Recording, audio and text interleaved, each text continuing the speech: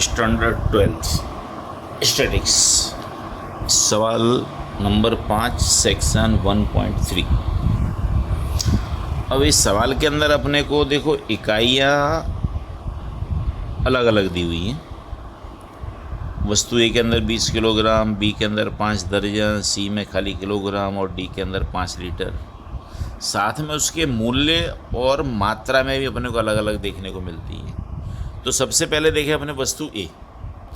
यहाँ वस्तु ए का मूल्य इकाई में दिया है अपने को 20 किलोग्राम। इसका अर्थ क्या होता है कि इकाई में जो लिखा रहता है उसी का मूल्य अपने को सवाल के अंदर दिया होगा। यानी वस्तु ए का जो मूल्य दिया हुआ है 2014 के अंदर आपको 120 रुपये, तो वो मूल्य किसका है? 20 किलो का। और 2015 के अंदर जो मूल्य दिया हुआ है 280 रुपये, वो मूल्य भी किसका है? 20 किलो का।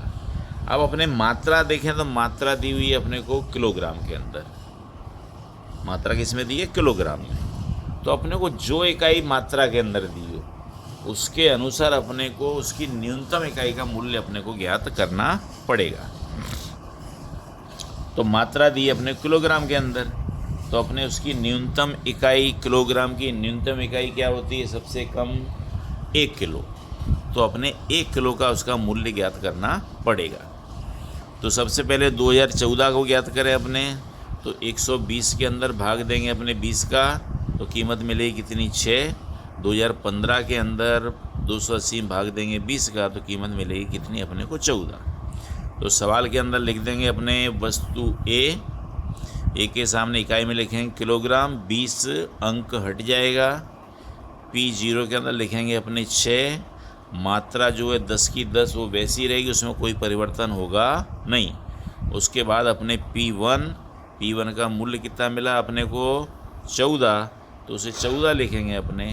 और Q1 की मात्रा दी हुई अपने को 15 किलोग्राम, तो उसे 15 की 15 रखेंगे। यानी मात्रा बदलेगी नहीं, सिर्फ अपने मूल्य को बदलेंगे। अब देखें अपने वस्तु बी।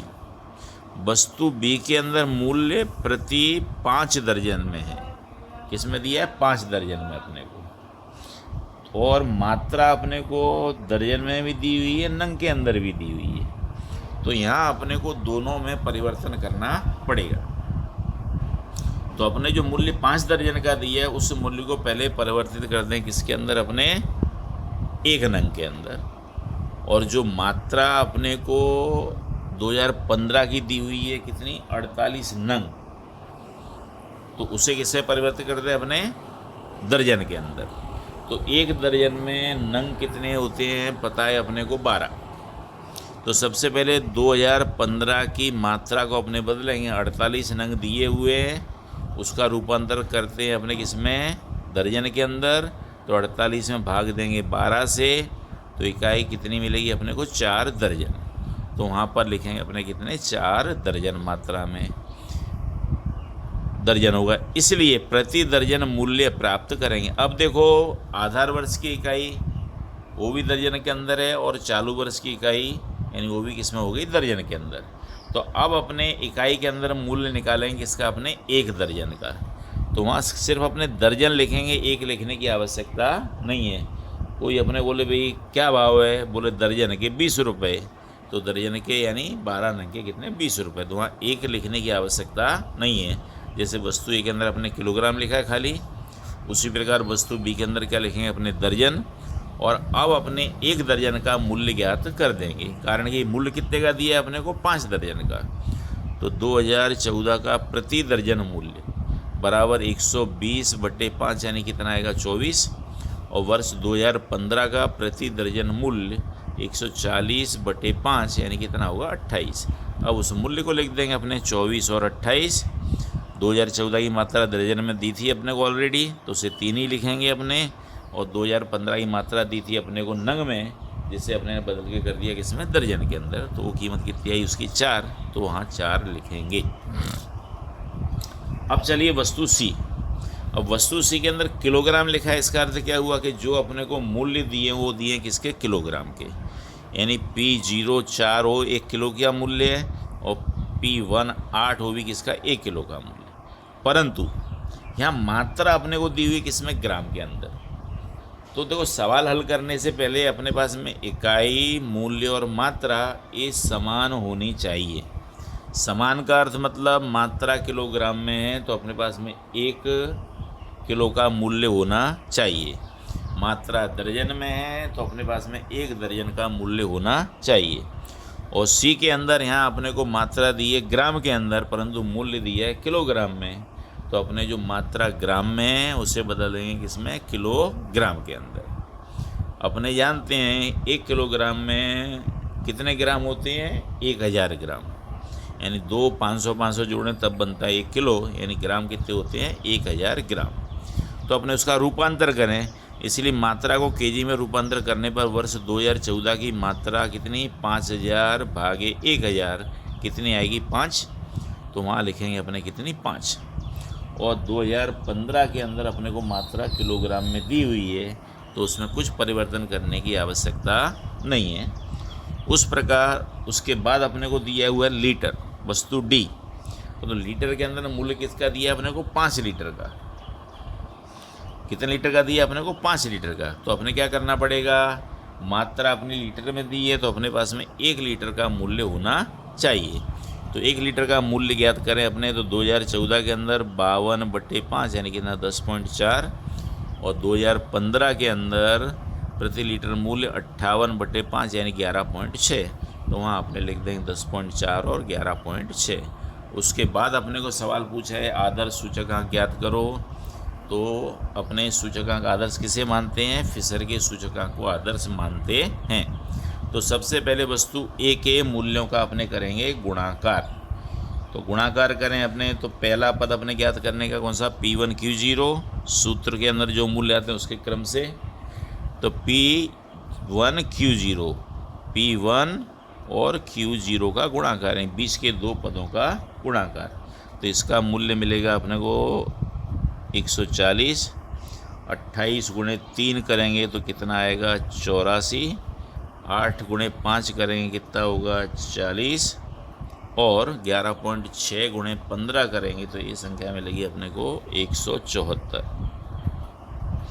इनका टोटल करें अपने 140, 84, 40 और 174, ये संख्या मिलती है अपने को 438। अब उसके बाद P0 Q0, पहले और दूसरे कॉलम का गुणाकार, पहले और दूसरे कॉलम का गुणाकार। तो 6 × 10 कितना होगा, 60। 24 दिया कितना होगा, 72। 5 चौक कितना होगा, 20। और 10.4 × 15 करें अपने, तो 10.4 × 15 यानी कितना, 156। इनका टोटल करें तो 156 + 20 + 72 और + 60, ये संख्या मिलती है अपने को 308। अब उसके बाद गुणाकार करेंगे अपने P1 और Q1 का, यानी 14 × 15 यानी संख्या मिलेगी कितनी अपने को, 210। फिर 28 × 4, 56, 56 दूनी 112 यानी कितना, 112। फिर 8 चौक कितना मिलेगा, ये अपने को 32। और 11.6 × 0 यानी 116 × 2 करेंगे कितना हो जाएगा, 232, यानी ये 232। इसका टोटल अपने करें तो 210, 112, 32 और 232 बराबर 586। अब P0 Q1, पहले और अंतिम पद का गुणाकार। 15 × 6 यानी कितना आएगा, 90। गुणाकार में खास ध्यान रखने का, कॉलम भूलना नहीं। 24 × 4 यानी कितना, 96। 4 × 4 यानी कि 16। अब 10.4 × 20 यानी कितना हो जाएगा, 208। और इनका टोटल हो जाएगा अपना कितना, 410।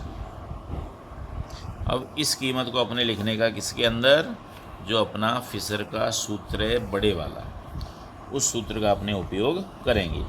तो पहली कीमत अपने मिली P1 Q0 की कीमत कितनी, 438। यहाँ लिखो 438। उसके बटे में P0 Q0 308। फिर P1 Q1 584 और फिर P0 Q1 कितना, 410। और करणी के बाहर कितना लिखेंगे अपने 100। अब इनका कर दो अपने गुणाकार या सीधे अपने भाग दे दो। तो 438 के अंदर 308 का भाग दें तो संख्या मिलती है अपने को 1.422। तो यहाँ अपने लिखेंगे करणी के अंदर 1.422 इंटू दूसरी संख्या 584 के अंदर अपने भाग देते हैं 410 का, तो संख्या मिलती है अपने को 1.429 और इंटू 100। इन दोनों का गुणाकार करके अपने ज्ञात करने का वर्गमूल, तो वो संख्या मिलेगी अपने को 1.425 और 7 गुणे करेंगे 100, यानी ये संख्या हो जाएगी आपकी 145.57। ये होगा अपना फिशर का सूचक आंक। तो दोस्तों इस प्रकार के सवाल खास ध्यान रखना, अच्छी तरह प्रैक्टिस करना, तो ही आपको ये आएगा, नहीं तो तकलीफ पड़ेगी। और ये 5 नंबर में इस प्रकार के प्रश्न आपके पूछे जाते हैं जहाँ बच्चे आपने स्टेट में एक संख्या की गलती कर दी तो समझ लेना कि आपका पूरा उत्तर क्या हो जाएगा गलत। कारण कि आंसर जो मिलता है वो पूरा टेबल के ऊपर मिलता है अपने को, और टेबल किस पे से बनाएंगे अपने इस गणना पर से। ये गणना पहले सही होनी चाहिए, उसके बाद में टेबल सही होना चाहिए, और एक भी गुणाकार की या जोड़ की कोई गलती होनी चाहिए नहीं। एक गलती आपके पूरे नंबर खाई जाएगी और आपको खाली सिर्फ सूत्र का नंबर मिलेगा एक भी हो सकता है, 0.5 भी हो सकता है। इसलिए मेहरबानी करके जल्दी नहीं करनी है, शांति से सवाल करने का परीक्षा के अंदर अपने, जिससे कोई भी भूल ना हो। आंकड़ा शास्त्र एक विषय ऐसा है कि इसमें यदि आपको स्कोर करना है तो आप बहुत अच्छा स्कोर कर सकते हो, 100 में से 100 नंबर भी ला सकते हो। परंतु पास होना है तो पास होना कठिन है। इसलिए आपकी तैयारी पूर्व पहले से योग्य होनी चाहिए, ध्यान देते रहना। और जो प्रश्न ना आता हो वो प्रश्न मेरे पर्सनल व्हाट्सएप नंबर पे आप मुझे भेज देना, तो उसे हल करके मैं आपको बता दूँगा। धन्यवाद।